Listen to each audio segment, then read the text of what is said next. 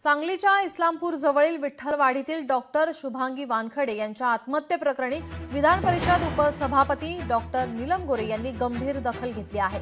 या प्रकरणाबाबत डॉक्टर गोरे यांनी आता सांगली जिल्ह्याचे पोलीस अधीक्षक यांना निवेदनाद्वारे प्रकरणाची तातडीने आणि सखोल चौकशी व्हावी असे निर्देश पोलीस प्रशासनाला दिले आहेत। डॉक्टर शुभांगी वानखडे यांचा मृतदेह 2 दिवसांपूर्वी पुणे बंगळुरू राष्ट्रीय महामार्गावर त्यांच्याच गाडीत संशयास्पदरित्या सापडला होता।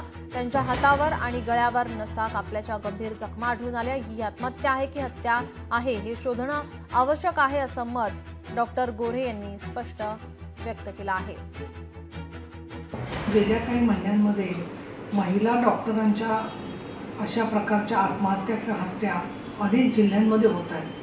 म्हणून मी उच्च विद्याविभूषित असे जे वैद्यकीय व्यावसायिक आहेत त्या सर्व कुटुंबांना विनंती करेन की आत्महत्या असेल किंवा हत्या असेल या संदर्भामध्ये काही तणाव असतील किंवा काही प्रश्न असतील तर स्वतः ते डॉक्टर असले तरी त्यांनी समुपदेशकांची मदत घेणं आवश्यक आहे। तसंच सांगली पोलिसांना पण आम्ही संपर्क केलेला आहे आणि उपसभापती कार्यालयाच्या मार्फत या घटनेमध्ये जे काही सत्य असेल ते समोर यावं आणि यामधल्या घटना अशा परत घडू नये या दृष्टिकोनातून पावलं उचलले जाणं आवश्यक आहे।